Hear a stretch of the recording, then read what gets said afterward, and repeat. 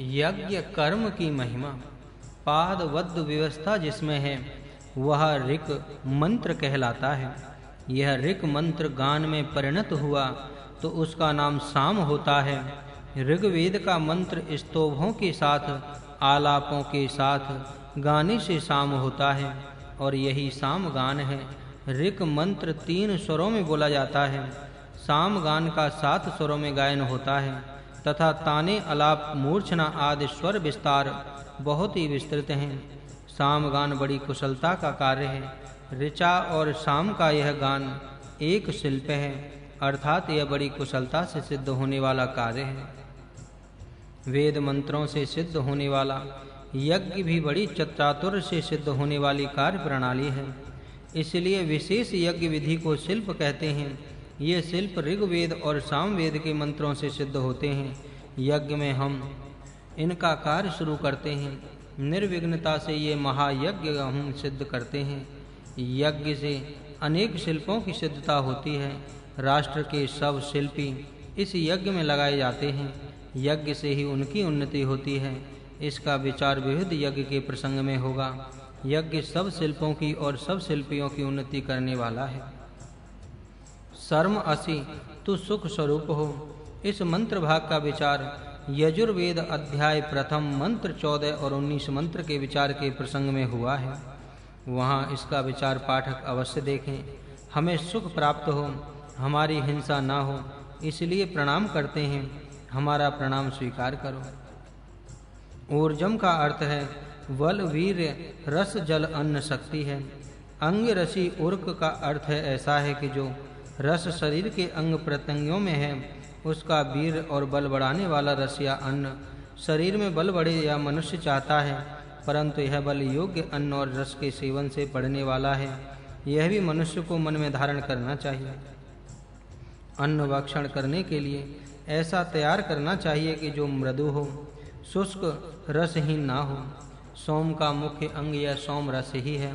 नीवी का अर्थ लपेटने का वस्त्र, ओढ़ने का वस्त्र प्रधान अथवा मुख्य भाग, मूलधन, मुख्य सत्व बंधन रज्जु होता है।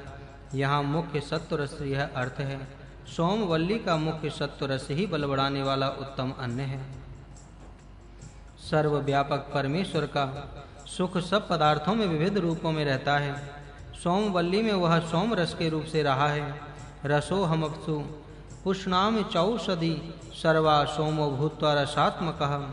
जलों में रस ईश्वर की विभूति है। रसात्मक सोम होकर ईश्वर सब औषधियों को पुष्ट करता है। इस तरह स्पष्ट हुआ कि सोमवल्ली में जो सोम रस है वह ईश्वर की विभूति है। सर्वव्यापक परमेश्वर का सुख इस सोम रस के रूप में हमें मिलता है। यह सोम रस यजमान को सुख देवे। इंद्र की योनि उत्पत्ति भी यही है। इस विषय में इंद्र शक्ति का नामक पुस्तक में विशेष लिखा है। वह पाठक यहाँ देखें। सोम जैसे रस में शरीर की इंद्र शक्ति बढ़ाने का सामर्थ्य रहता है। वृक्ष वनस्पतियों के रसों में यह सामर्थ्य रहता है। सोम रस में वह विशेष रहता है।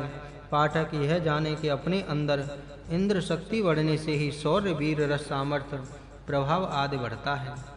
इसीलिए अन्न ऐसे रस रखने चाहिए जिनमें इस सामर्थ्य की वृद्धि हो सकती हो। उत्तम फल जिससे उत्पन्न होते हों, ऐसी कृषि कर रस्य धान्य और फल का वाचक शब्द है। ऐसी कृषि करके जिसमें उत्तम धान्य प्राप्त हो और उत्तम फल मिले। यह इसलिए कि फलों के रस के सेवन से भी इंद्र शक्ति का विकास होता है। इसलिए फल पूर्ण विकसित मिले ऐसी खेती करनी चाहिए। धान्य के विषय में भी वही बात है। उत्तम कृषि से उत्तम फल मिले। उनके रस के सेवन से अपने अंदर इंद्र की शक्ति बढ़े और व्यापक परमेश्वर के सुखदायक रस से हम हृष्ट पुष्ट और निरोगी होते हैं। इत्यादि पूर्व मंत्र भागों से संबंध यहाँ देखना चाहिए। वनस्पतियाँ ऊपर ऊंची अच्छी तरह बढ़ें, उत्तम रसदार हों, उनके सेवन से पूर्वोक्त मंत्रों में कहे सामर्थ्य हमें प्राप्त हो और हमारा पाप से बचाव हो। अहंसः पाय इस यज्ञ की समाप्ति तक यज्ञस्य उद्ध्रज हमारा पाप से बचाव हो, ऐसा यहाँ कहा है। एक यज्ञ होने के बाद दूसरा यज्ञ शुरू होता है और मनुष्य पूर्ण आयु भी 100 संवत्सरिक यज्ञ है। इस तरह विचार करने से पता लगेगा कि हमारी आप पाप से रक्षा सदा ही होनी चाहिए। यह इस प्रार्थना का मुख्य उद्देश्य है। ऐसे ही प्रार्थनाएं और स्थान स्थान पर हैं, इसका यही कारण है। व्रतम कृणुध्वम, नियमों का पालन करो, कुछ व्रत पालन करने का नियम करो, इससे अनुशासन में रहने का तुम्हें चस्का लग जाएगा।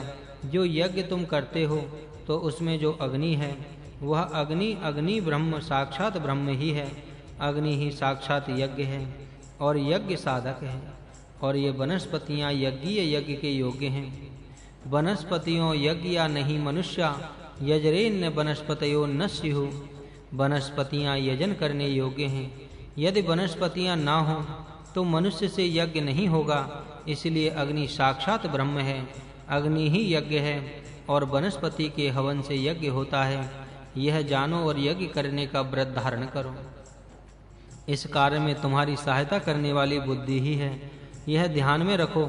यह बुद्धि सुतीर्था विद्या स्नातिका व्रत स्नातिका अर्थात सुविद्या से सुसंस्कृत बनी हुई हो, वर्चोधा बलवती और उत्साह के साथ प्रारब्ध यज्ञ को सफलता तक पहुंचाने वाली हो। सोममुंडिकाम देवी प्रशंसनीय और देवी सामर्थ्य से युक्त हो। इस तरह की बुद्धि मनुष्य की सहायका है। जिसके पास ऐसी बुद्धि हो वही कृतकार्य हो सकता है। यह बुद्धि वसे असत वश में रहे, सन्मार्ग से चले, कुमार्ग में न चले, तभी सफलता प्राप्त होगी। नहीं तो ऐसी बुद्धि कुमार्ग में प्रवृत्त हुई तो उसका परिणाम बड़ा भयानक होगा। इसलिए कहा है कि यह बुद्धि अपने वश में रहे।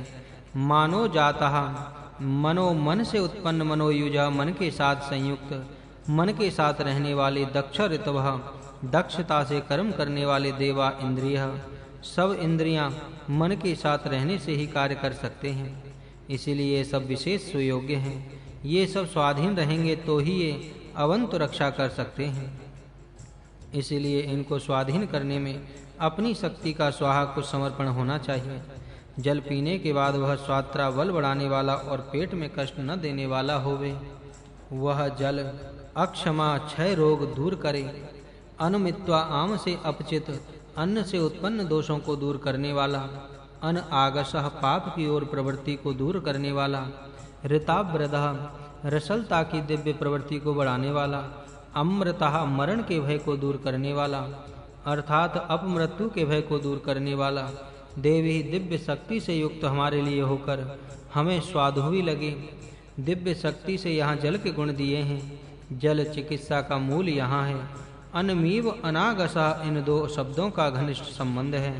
यत्कृत बिगड़ने से अन्न का पाचन नहीं होता और आम बनता है।